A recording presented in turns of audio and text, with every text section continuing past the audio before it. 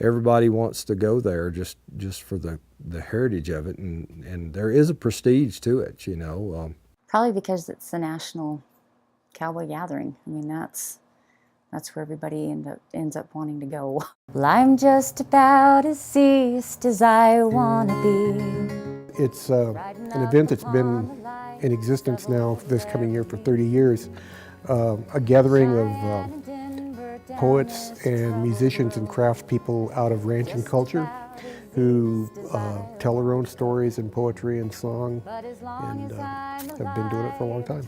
The Cowboy Poetry Gathering, since its beginning, has featured the beautiful saddles, the handcrafted bits and spurs and silver work. When we first started it, the people that were making that work were probably 35 years old and older. Well, now those people are 60, and we're looking for that next generation.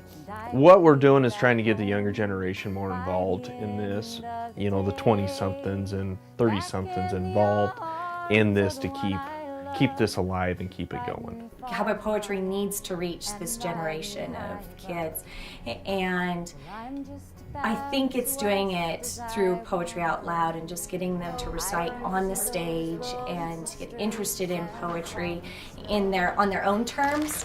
It's even, you don't have to live on a ranch, you don't have to have that background to still appreciate it. You know, people are not writing songs about riding up the trail to Dodge anymore. They're writing songs about those things that are relevant to their lives, that are happening where they are in their everyday lives. I'm just a musician. I like all kinds of music. I happen to do cowboy music because I cowboy for a living. If I was a baseball player, I'd probably write baseball music. You know, for so many years, the stories have been told through a cowboy's perspective. They're getting a totally different perspective, you know, from a cowgirl's point of view. If our work is continued and we do what we should be doing and staying relevant, it'll be a two-way street. We're going to be helping shape the West as it evolves, and other organizations along with us, as much as just trying to survive. Cities are growing and population's growing, and you know, the land mass hasn't changed any, so the wide open spaces are getting a little closed in. We're concerned with development. We're concerned with the exploration for coal and oil and what fracking does to the water tables. I mean, we have all these issues that have a direct effect on the foundation of the entire American West, which is agriculture. The Cowboy Poetry Gathering has become a place where people want to talk about those challenges. We've had conservationists and ranchers. You know, there's been some controversy and conflict over the years, and we've managed to be able to have conversations here, sort of on neutral turf during the gathering, that you couldn't have anywhere else. What goes on in the evenings around the bars here is almost as important as what goes on stage. As far as cowboy music goes, you have to have guys that are out here and gals that are out here currently and understand the trials and tribulations that ranching and the cowboy culture is going through right now. To be able to write that into song and present it in a way that people will want to listen to it. And it is through that, in my opinion, through that avenue that it's the only way that it will survive. A lot of people use the term cowgirl. There's a lot of things that we do that the cowboys do. So, you know, when my husband needs help, he doesn't go get some other man. He comes and gets his wife. Most of the poets and musicians who perform here come out of the culture. They've been working cowboys. They are working cowboys. One cliche that my wife can attest to that makes me mad is the dying breed. And that is the biggest load of crap I've ever heard. They just do that to sell tickets, because it's not. There are so many guys out here starving to death, families trying to make a living to feed the world. Down in Texas, blue bonnets are all the rage. And out on the West Coast, you can sit and stare out at the waves. You know, there's a huge difference between country music and say, Western or cowboy music.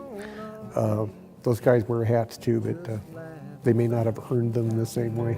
Dance through the sage. There's a preconceived notion of what music should sound like. Western cowboy music really doesn't fall into that category. I always say I write and perform music for the working cowboy. And if anybody else likes it, that's just gravy. 95% of my saddles are going to the working guy who is making a living out of his saddle. You know, I grew up cowboying. I love it, and I still enjoy doing it. Well, I just released another album in November, and one of the songs on there is called Kitchen Window Cowboy. And so for me, that's a very personal song, being inside, raising the kids, but wanting to be out helping. And so, you know, I'm feeling like I'm this kitchen window cowboy. So my goal as a songwriter is to keep things real, to keep it coming from the heart. Down in Texas, blue bonnets are all the rage. And out on the West Coast, you can sit and stare out at the waves. As long as there are people who want to listen to it and people who want to write it, it's still relevant. You know, and I think that's obviously the case. Now we dance through the sage, riding hand in hand, dancing through the sage.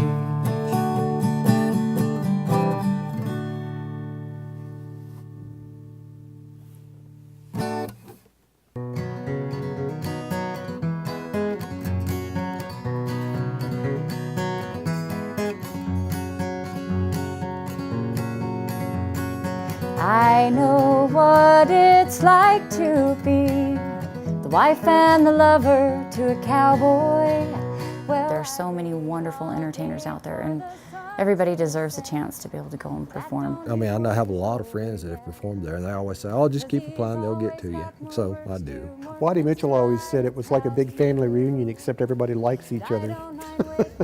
Cowboy poetry has given us the access to poetry that maybe other communities haven't. And it's just, to me, surprising how many people actually are involved with cowboy poetry. It's not just an Elko thing, it's a huge nationwide thing that people love coming to, love experiencing. I don't know where you'd plug a charger in on a horse. I could give a couple suggestions, but it probably wouldn't work out so well. What happens in Elko is usually just magic. And I have not once left that gathering without embracing a greater hope for our so-called civilization.